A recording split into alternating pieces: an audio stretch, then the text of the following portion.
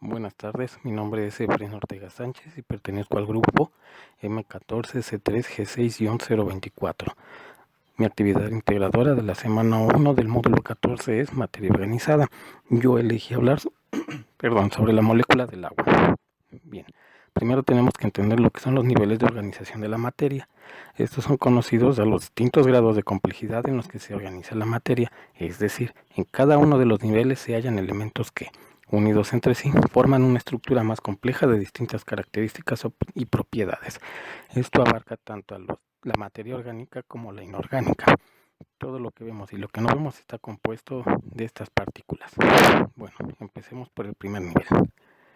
Partículas fundamentales de la materia o denominados quarks. Se trata de un concepto que se emplea para denominar a una clase de partícula elemental cuya existencia nunca se da de forma aislada, sino que está acompañado siempre uno de otro. En la actualidad los científicos lo reconocen a los quarks, los bosons Cauchy y los leptones como únicos integrantes de este grupo. Son la división más pequeña de una partícula.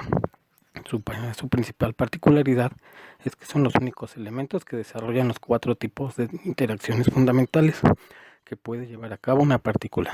¿Qué quiere decir? Que pueden concretar interacciones gravitatorias, electromagnéticas, nucleares débiles e interacciones nucleares fuertes. Ok. Segundo nivel, partículas subatómicas. Ya aquí es más conocido porque fueron los primeros que se descubrieron hace algunos años atrás, como son los protones, neutrones y electrones. Los electrones tienen una carga negativa y son las partículas subatómicas más livianas que tienen los átomos. La carga de los protones es positiva y pesan unas 1.836 veces más que los electrones. Los únicos que no tienen carga eléctrica son los neutrones, que pasan aproximadamente lo mismo que los protones.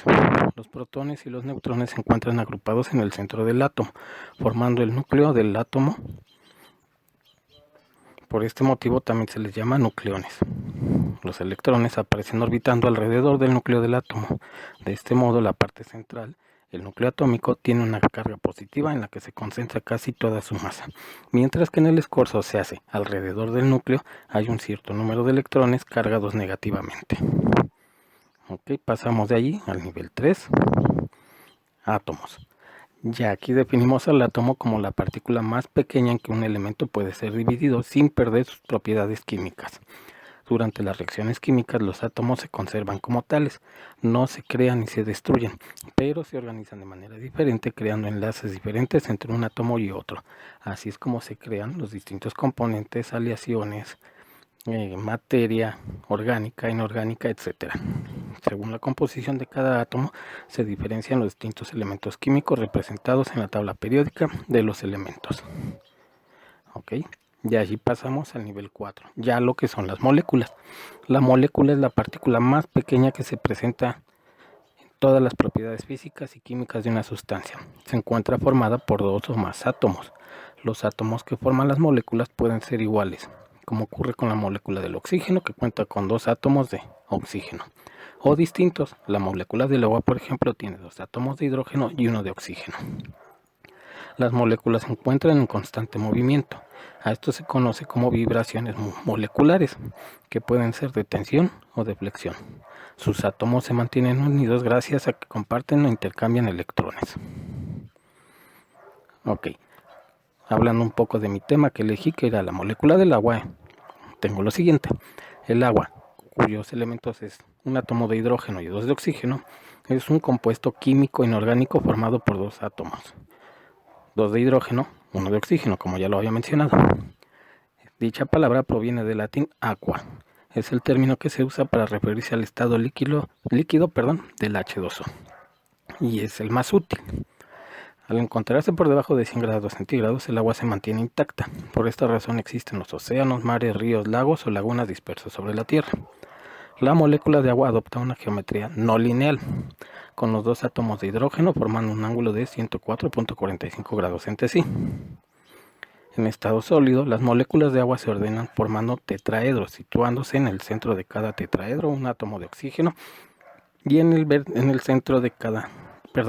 los vértices 2 átomos de hidrógeno. de la misma molécula y otros 2 átomos de hidrógeno de otras moléculas que se enlazan electrostáticamente por puentes de hidrógeno con el átomo de oxígeno. Y así es como se va formando toda la cadena para la conjunción del agua. El agua resulta de la unión de un átomo de oxígeno que posee 6 electrones en la última capa, con 2 átomos de hidrógeno, cada uno de los cuales tiene un electrón en la última capa. El oxígeno comparte sus electrones con los hidrógenos, formándose 2 enlaces covalentes sencillos. En total intervienen en la unión 4 pares de electrones que se repelen entre sí. Según la teoría de repulsión entre pares de electrones de la capa de valencia, la máxima repulsión coincide con la máxima simetría, por lo que esos 4 pares de electrones deben estar orientados según los vértices de un poliedro regular de 4 vértices, es decir, un tetraedro, lo cual nos da la estructura y la maleabilidad que tiene el agua para poder caber en cualquier lado, no tener una forma específica y ser de fácil manejo, transporte o uso. El agua es un elemento de la naturaleza integrante de los ecosistemas naturales, fundamental para el sostenimiento y la reproducción de la vida en el planeta. Constituye un factor indispensable para el desarrollo de los procesos biológicos que la hacen posible. El agua es el componente más abundante de los medios orgánicos. Los seres vivos contienen por término medio un 70% de agua. El cuerpo humano tiene un 72%. No todos tienen la misma cantidad, eso es claro. Los vegetales tienen más agua que los animales y ciertos tejidos. Por ejemplo, el tejido graso contienen menos agua. Estos tienen entre un 10% o un 20% de agua. En cambio otros, por ejemplo, el sistema nervioso es en su mayoría un 90% de agua. También varía la cantidad de acuerdo a la edad. Así los individuos jóvenes tienen más agua que los adultos. La excepcional importancia del agua desde el punto de vista químico reside en que casi la totalidad de los procesos químicos que ocurren en la naturaleza, 831 como con los que se realizan en un laboratorio, tienen lugar entre sustancias disueltas entre soluciones acuosas. El agua es muy importante por las siguientes razones. Interviene en la composición de los seres vivos, como ya lo habíamos mencionado. Constituye el alimento indispensable para la vida, ya que sin agua no hay vida.